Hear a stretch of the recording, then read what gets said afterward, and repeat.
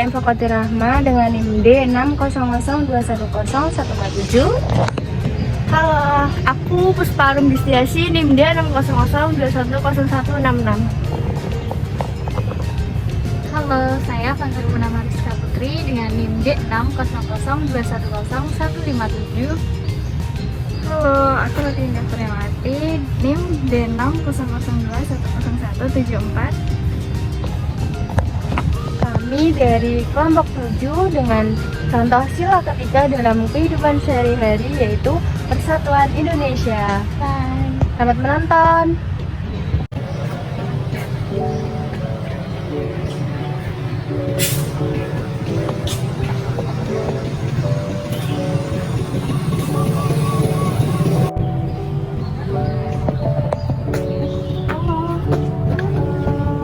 Kamu anak maba teknik industri kan?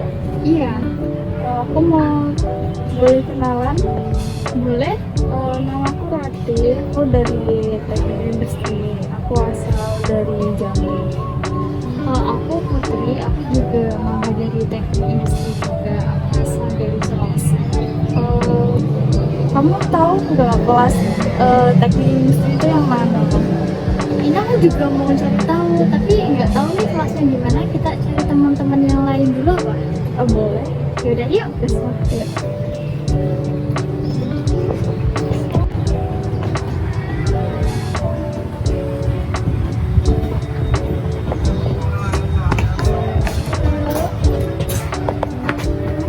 Teknik industri bukan?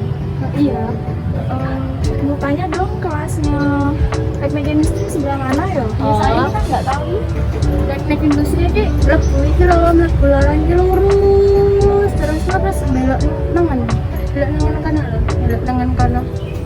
Maaf sebelumnya, nangan tuh apa ya? Kalau bisa pakai Kanan. bahasa Indonesia aja ya. Belok tangan tuh belok kanan. Nanti langsung lurus lah ya kalau. Ya. Terima kasih ya.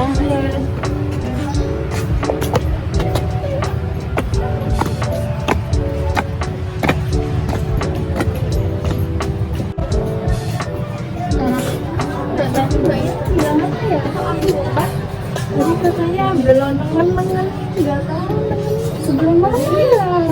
Nangan sebelah mana ya? Coba kita. Udah kita tanya aja yuk. Kalau mau nanya ya, untuk kelas teknik industri itu di sebelah mana ya? Oh, kalian bisa mau lurus berarti mau kiri. Nah, misalnya sebelah kiri terus ada tangga. Nah, kalian bisa naik kan. Nah, bisa harus ketemu meja berarti lurus baik. Terus misalnya harus ketemu meja berarti bisa ngiwone. Nah, misalnya bisa kayak ruangan-ruangan bisa lurus ada lorongnya. Maaf, boleh pakai bahasa Oh, Indonesia? kalian dari mana kan? Oh, kita dari luar Jawa jadi enggak tahu. Oh ya maaf ya.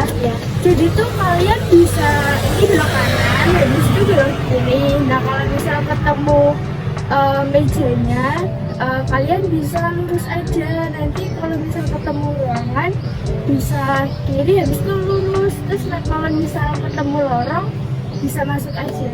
Oh, ya. Terima kasih ya, Bu. Oke.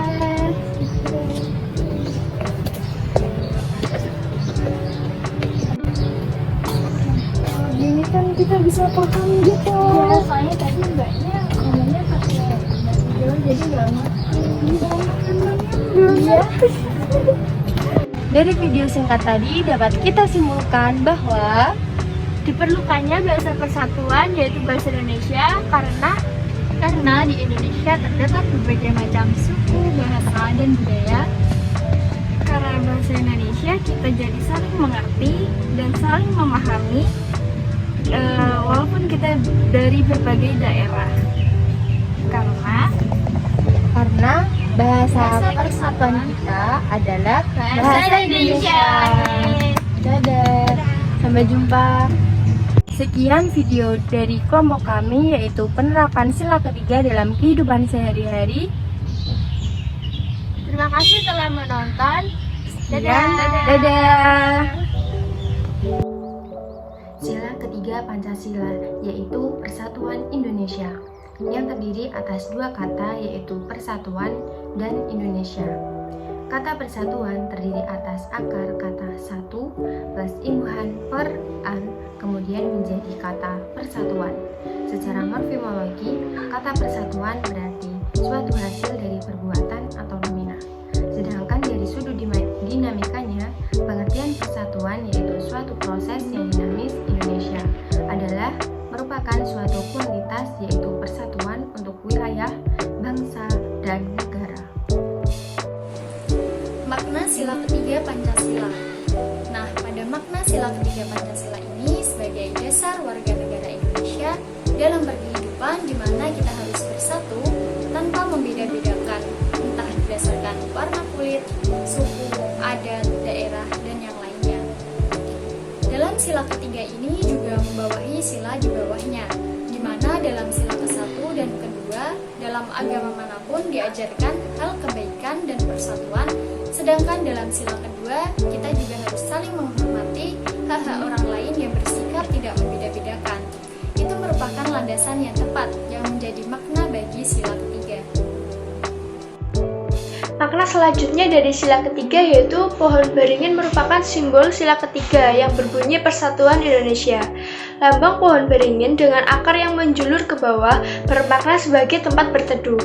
Pancasila sebagai dasar negara bisa diibaratkan sebagai tempat berteduh bagi bangsa Indonesia. Menjadi tempat untuk berlindung agar merasa nyaman. Pohon beringin juga memiliki akar tunggang yang kuat, menggambarkan persatuan Indonesia. Sementara sulur-sulur pada pohon beringin melambangkan suku, keturunan, dan agama yang beragam di Indonesia. Meski berbeda-beda, rakyat Indonesia tetap bersatu sebagai bangsa Indonesia di bawah lambang Pancasila. Strategi atau cara makna Pancasila diterapkan di kehidupan nyata. Yang pertama, cinta terhadap tanah air demi menjaga persatuan dan kesatuan bangsa. Yang kedua, mencintai dan mengonsumsi produk dalam negeri agar perekonomian menjadi lebih maju. Yang ketiga, mampu menempatkan persatuan, kesatuan, serta kepentingan dan keselamatan bangsa dan negara sebagai kepentingan bersama di atas kepentingan pribadi dan golongan. Yang keempat, berusaha untuk menghasilkan prestasi yang dapat membanggakan bangsa Indonesia baik di tingkat nasional maupun internasional. Yang kelima, meningkatkan kreativitas dan inovasi dari diri sendiri untuk memajukan bangsa Indonesia, memperluas pergaulan dengan orang-orang baru dari berbagai daerah.